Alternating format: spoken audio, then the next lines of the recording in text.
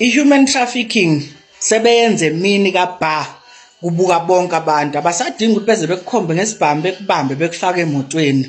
Lalela-ke kufika amanye amajita lapha emall ahamba nge-Audi A4 mangabe befika nje kwi-entrance bavele ba-approach omunye usisi bahamba bawu-2 athi lo munye ya wena Nomonde after yonke into esengikwenzele yona iyona ndlela ongibonga ngayo le ngale misunderstanding encane usufuna ukuthi sihlukane asihlukani next umuntu wami wena njengamanje ngihamba nobhuti wami sikulandile siyendlini siyolungisa izinto nawe.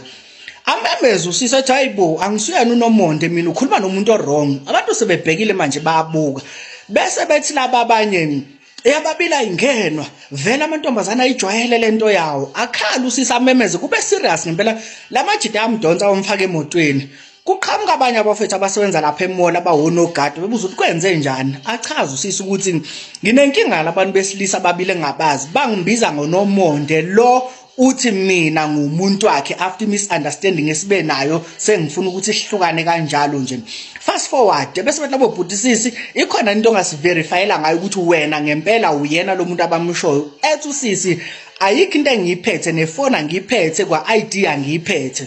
Ebese bethi no singakunika ifoni ukhona umuntu ongamfonela endlini ongasinika ubufakazi ukuthi ngempela na usuyena. Fast forward ethi usisi yebo bamnikeza ifoni usisi afona athola usisi wakhe athi nginenkinga njengamanje la emall kunabantu abangibiza ngoNomonde bafuna ukuhamba nami ngenkani ngicela ukuthi ungishuthele i-ID yami nginama security njengamanje sekukhona namaphoyisa ngicela ukuthi ungishuthele ufakazi i-ID yami ashuthe ngempela usisi wakhe athumele only to find out ukuthi usisi akasuyena uNomonde ngeke ngilibiza igama likasisi wabantu abamazi nokumazi nalo sisi akabazi labantu laba amaphoyisa nawo then bang babamba lamajita lawo makiwe emotweni yabo kwafika kwatholakala ama-syringe lawo amakhulu amade nalawa ama-5 ml nama-injections amabhodlela amaningi khona namaphilisi nezinto ezingama-powder.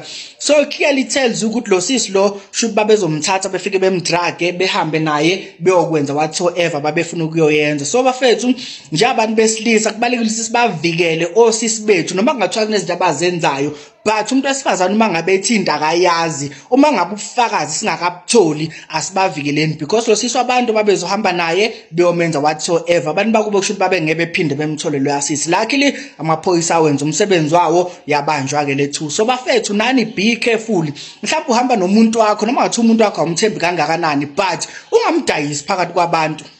Ngenza kwethu-ke udaba-ke lukasisi thina singasho nje ukuthi sibonga ama-security ukuba ama-security nawo nje awazanganake naye usisi ukuthi-ke akwazi ukusho ukuthi-ke akayena-ke lo muntu abambiza ngaye.